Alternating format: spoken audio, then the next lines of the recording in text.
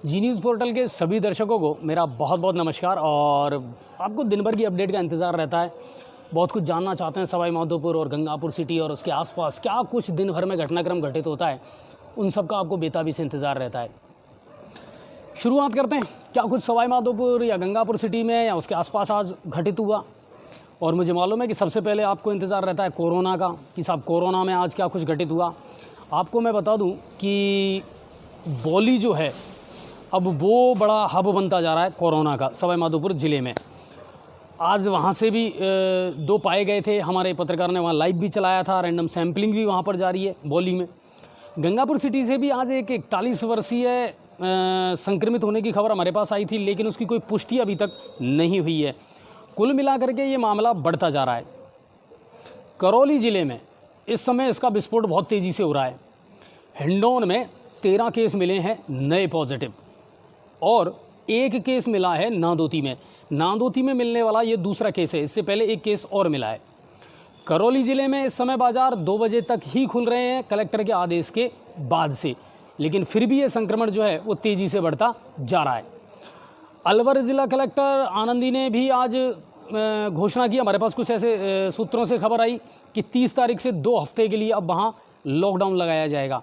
तो कुल मिलाकर के ये है कि अगर केस बढ़ते गए, जैसा मैंने आपको बताया कि चिकित्सा मंत्री रघु शर्मा ने ये पहले ही संकेत दे दिए हैं कि अगर दायरा इस तरह बढ़ता रहा तो कहीं ना कहीं लॉकडाउन की सिचुएशन फिर से कुछ जो क्रिटिकल एरियाज़ हैं उनमें फिर से ईजाद की जा सकती है। तो ये कोरोना की अपडेट है और सवाई माधोपुर ज़िला दोहरे शतक के बिल्कुल करीब पहुंचने वाला है। अब बढ़ते हैं क्राइम की रिपोर्ट की तरफ। क्राइम में क्या कुछ घटित हुआ, ज़्यादा बड़ा कुछ घटित नहीं हुआ, लेकिन सवाई माधोपुर से हमारे पास में खबर आई और ख़बर ये थी रणथंभौर में तालड़ा एक क्षेत्र है जहां एक पैंथर की मौत हो गई थी। वन विभाग के अधिकारियों को इसकी सूचना मिली, वो वहां पहुंचे और शव को अपने कब्जे में लिया। याद रहे कि ये वही पैंथर है जिसने कुछ दिन पहले एक किसान के बाड़े में हमला करके और 1 दर्जन से ज़्यादा भेड़ों को मार दिया था। पोस्टमार्टम किया गया और पोस्टमार्टम के बाद पता चला कि प्राकृतिक कारणों से ही इसकी मौत हुई है। माधोपुर से ये मामला था। माधोपुर जीआरपी के आज 2 मामले सामने आए। सवाई माधोपुर जीआरपी ने कार्रवाई करते हुए एक मोबाइल चोर को पकड़ा। ट्रेन में इस तरह की हरकतें वो करता था, भैरूलाल महावर, जो मंडोला का रहने वाला था। और इसी तर्ज पर गंगापुर सिटी जीआरपी ने भी आज कार्रवाई की और उन्होंने अवध एक्सप्रेस जो थी उसमें तलाशी के दौरान एक यात्रियों का सामान चुराने वाला और मोबाइल चोरी करने वाला एक व्यक्ति पकड़ा। ये कानपुर का रहने वाला था, अबूजर अंसारी इसका नाम था। उसके कब्जे से 5 मोबाइल और 4300 रुपये की नगद राशि कब्जे में ली। यानी इस तरह की हरकतें ये लोग ट्रेनों में करते थे यात्रियों के साथ।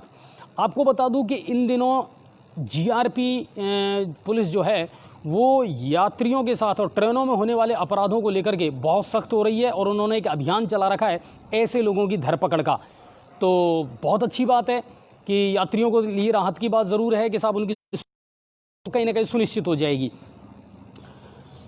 अब करौली के करणपुर से भी एक खबर हमारे पास आई थी कि चंबल नदी में एक युवक पर हमला करके और मगरमच्छ ने उसे अपना निशाना बनाया और उसे खींच करके पानी में ले गया।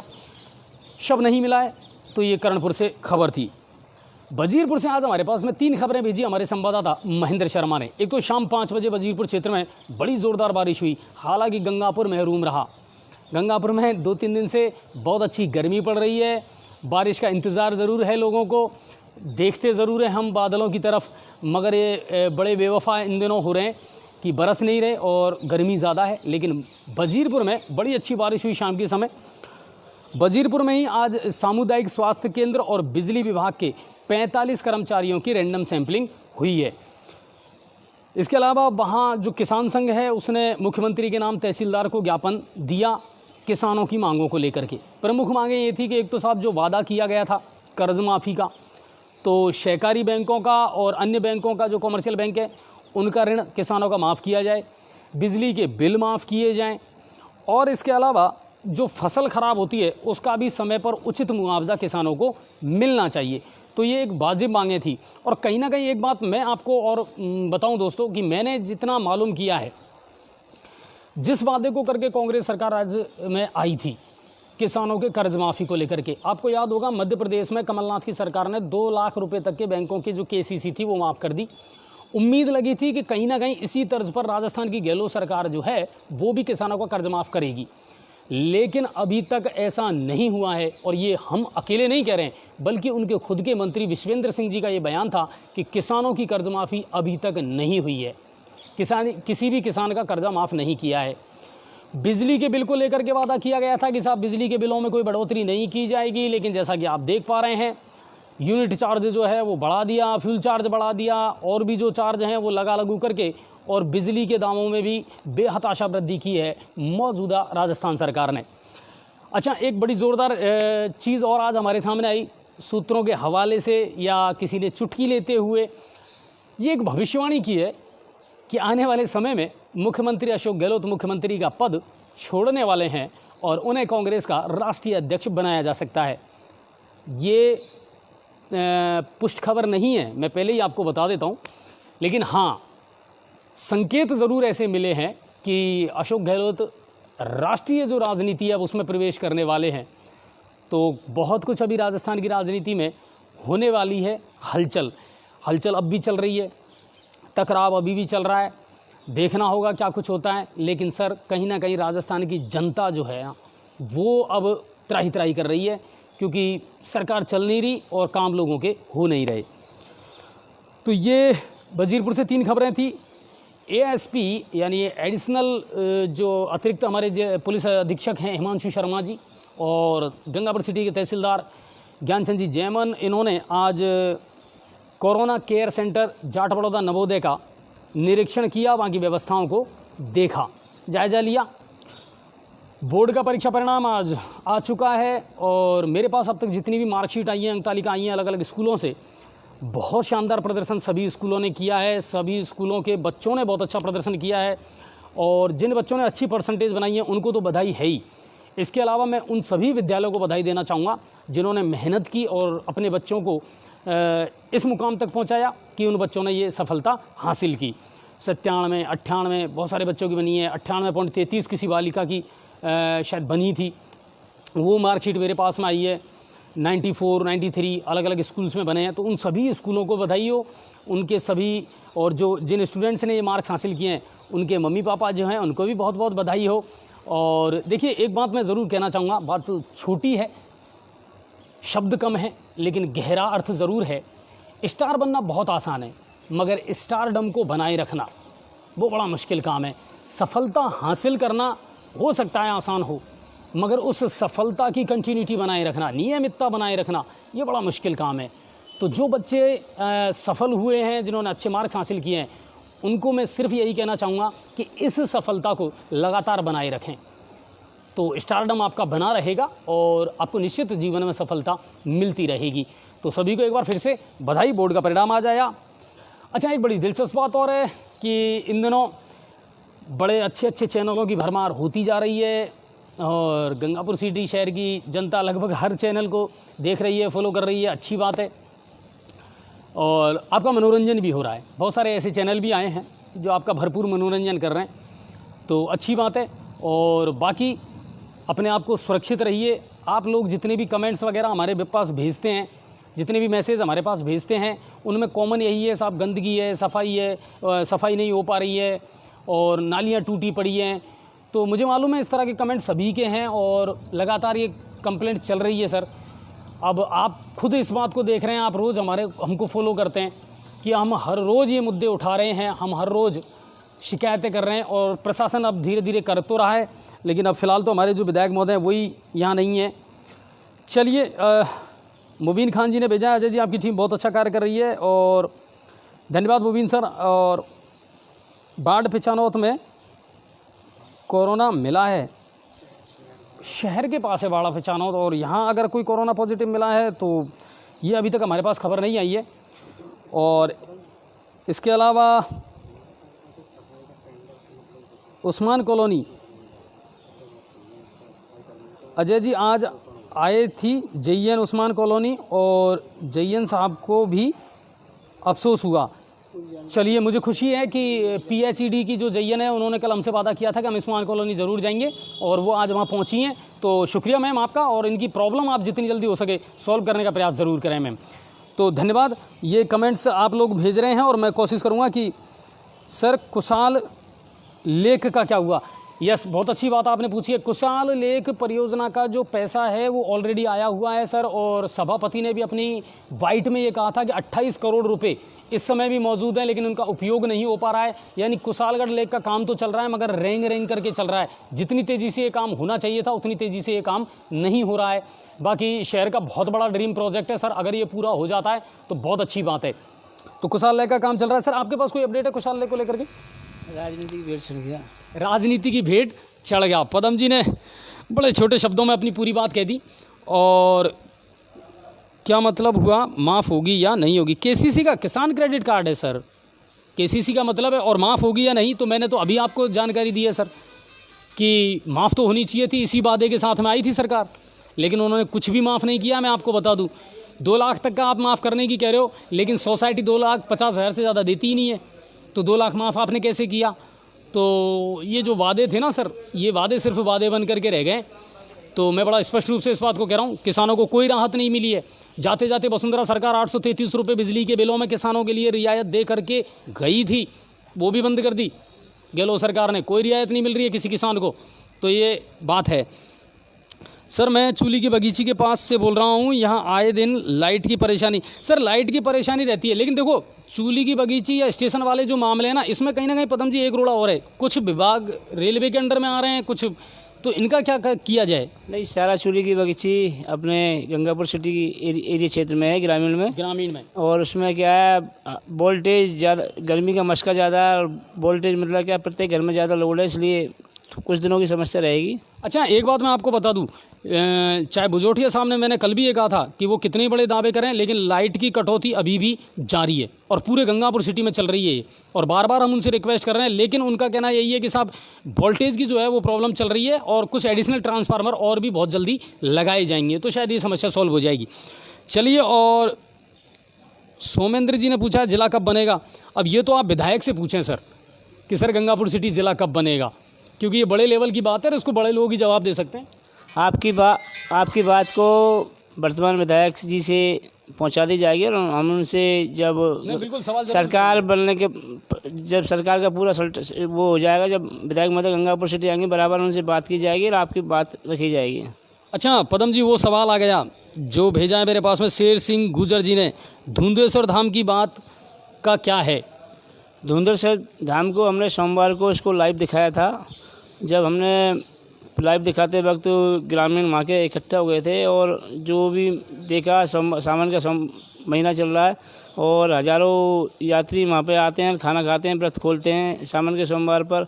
लेकिन बड़ी विडम्बना की बात है कि ये जो करोड़ों रुपया पूर्व सरकार ने लगाए थे उसमें, और वो उसका मतलब राजनीतिकरण हो गया, वो राजनीति की भेंट चढ़ चुका है और उस वहाँ की लाइट को काट दिया गया। इस बात को लेकर हमारी डिबेट पूर्व विधायक मान सिंह गुजर से कल होगी 10 बजे, लाइव देख सकते हैं आप। तो पीछा तो हम नहीं छोड़ेंगे समस्याओं का। अगर वो सुस्त हैं या प्रशासन सुस्त है तो होने दो, हम ज़रूर चुस्त हैं। अच्छा एक सवाल और आया है कि मूर्ति मोहल्ले में बल्लियाँ कब हटेंगी? मूर्ति मोहल्ले में अभी शायद बल्लियाँ अभी भी हैं। बल्लियाँ अभी भी हैं, केंद्र सरकार की गाइडलाइन के अनुसार कुछ दिनों में हट जाएगी वो। अच्छा ये है, और इसके अलावा कैमरा सही करो। अच्छा राजेंद्र जी ने लिखा है कैमरा सही करो, तो चलिए कैमरा सही हो जाएगा। सर आपके नंबर अजय जी व्हाट्सअप वाले, सर मेरे जो नंबर है व्हाट्सअप वाले वो अब हमने पेज पे डाल दिए हैं, तो आप वहाँ से बिल्कुल मिल जाएंगे आपको।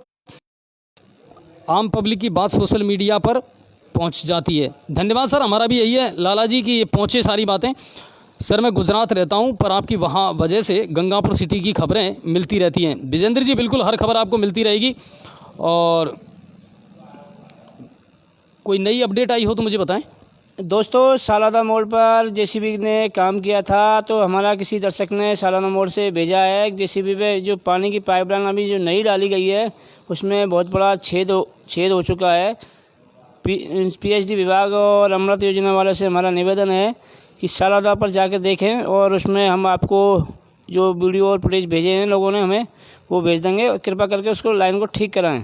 बिल्कुल, अगर बारिश हो गई तो ये गड्ढा जो है वो बड़ा रौद्र रूप धारण कर लेगा। छेद हो गया वो जैसे हाँ बिल्कुल बिल्कुल, बड़ी लाइन है। और ये बड़ी लाइन है जो बड़ा पाइप डाला जा रहा है इन दिनों अमृत योजना में, उसमें ही छेद हुआ है। तो ये इसको तुरंत या तो बदला जाएगा, सीधी सी बात है, क्योंकि अभी तो काम चल रहा है।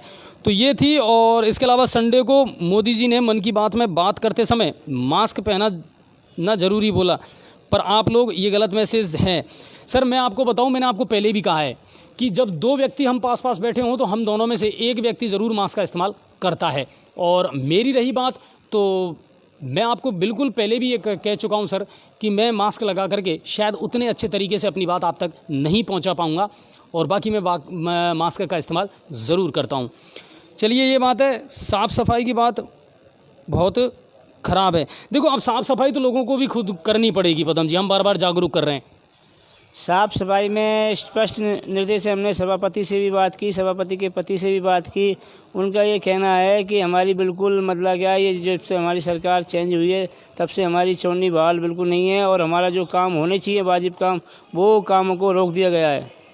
अच्छा, एक चीज़ मैं और आपको बता दूं अभी कि 1-2 दिन में यातायात पुलिस जो है वो भी एक अभियान शुरू करने वाली है, लोगों की सुरक्षा को लेकर के जागरूक करना और यातायात के नियमों का पालन करना। और हेलमेट अब अनिवार्य होने वाला है गंगापुर सिटी में। तो मेरे ख्याल से एक पंथ दो काज हो जाएंगे, हेलमेट भी कहीं ना कहीं मास्क का काम करेगा पदम जी, और ये बहुत अच्छी बात है अगर लोग हेलमेट का इस्तेमाल करते हैं और यातायात के नियमों का पालन करते हैं, तो ये अच्छी बात है। अच्छा, सिंधी कॉलोनी वाला मामला अभी तक सॉल्व नहीं हुआ पदम जी, वहाँ पहले भी ये कलेक्टर से भी मिले और इन्होंने कहा था कि बहुत जल्दी उसको हटा दिया जाएगा। मौत के बाद माँ की एक व्यक्ति की मौत के बाद, वो हेमनानी जी जो ख़त्म हुए थे, भगवान साहब हेमनानी, उसकी वजह से वो मामला अटका पड़ा है। बाकी शीघ्र ही वो समस्या का समाधान होगा। आपकी क्या बाजार का, आपने एक तो जो उसमें आप ज्ञापन देने गए तो उसमें आपने लिखा था सिंधी कॉलोनी, आपको सिंधी कॉलोनी नहीं लिखना चाहिए, आपको सिंधी मार्केट लिखना चाहिए था, क्योंकि वो कॉलोनी नहीं है, एक मार्केट बन चुका है। तो कलेक्टर साहब के मौके में यह आया कि कोई कॉलोनी होगी, तो निवेदन है कि जब भी आप दोबारा समस्या भेजें तो उसको सिंधी मार्केट ही लिखें उसमें, और बाकी सिंधी मार्केट है, उसमें सैकड़ों दुकान है। और दोस्तों एक चीज़ और, जब आप कमेंट्स वगैरह या कोई चीज़ मैसेज वगैरह हमको लिखते हैं तो थोड़ा शुद्ध लिखा करें। एक बार लिखने के बाद देखें ज़रूर कि आपने क्या लिखा है, क्योंकि वो हमारे भी समझ में नहीं आता तो फिर अर्थ का अनर्थ हो जाता है कई बार। तो इस चीज़ का आप ज़रूर ख्याल रखें। और बाकी सब कुछ बढ़िया चल रहा है, क्राइम की कोई रिपोर्ट आज है ही नहीं पदम जी, सब कुछ शांति रही है। और जीआरपी ने ज़रूर 2 कार्रवाइयाँ जो की है वो मैंने आपको बता दी, पैंथर की मौत हुई वो मैंने आपको बता दी, बाटौदा वजीरपुर और सब जगह ऑल इज़ वेल है। बाकी आप भी अपने घर में रहें, सतर्क रहें, और लगातार जो अपडेट है गंगापुर सिटी और उसके आसपास की वो हम आपको लगातार देते रहेंगे। और हाँ, प्रशासन का सहयोग ज़रूर करें। अगर आपको लगता है कि हाँ ये वाजिब काम है, लीगल काम है, तो उसमें प्रशासन के साथ अपनी भागीदारी ज़रूर निभाएं। इसी तरह की अपडेट के साथ हम फिर मिलते रहेंगे। साथियों, कल 10 बजे लाइव देखना ना भूलें। धुंधरसर धाम एक गंगापुर सिटी का प्रसिद्ध जगह बन चुकी है, उसमें करोड़ों रुपए लगाए जा चुके हैं और एक शानदार जगह बन चुकी है गंगापुर सिटी के लिए। वहाँ पे बढ़िया अच्छा स्थान बन चुका है। और जो लाइट को उसमें काटा गया तो पूर्व विधायक मान सिंह जी से उन्होंने फ़ोन करके बताया कि हम आपसे मिलना चाहते हैं, आपके शो में मिलना चाहते हैं। तो कल 10 बजे लाइव आप धुंधरसर धाम से देख सकते हैं बिल्कुल। तो कुल मिलाकर के ये है कि लगातार कुछ ना कुछ नया और अच्छा और बेहतर आप लोगों के लिए हम करते रहेंगे, और आप जी न्यूज़ पोर्टल को अपना प्यार, अपना आशीर्वाद, शुभकामनाएं इसी तरह देते रहें। आप सभी का बहुत बहुत धन्यवाद और बहुत बहुत शुक्रिया। कल फिर मिलेंगे नई अपडेट के साथ, तब तक खुश रहें। और जिन बच्चों ने सफलता हासिल की है एक बार फिर उनको भी मेरी ओर से बहुत बहुत बधाई और शुभकामनाएं, और उन विद्यालयों को भी धन्यवाद। जय हिंद, जय भारत।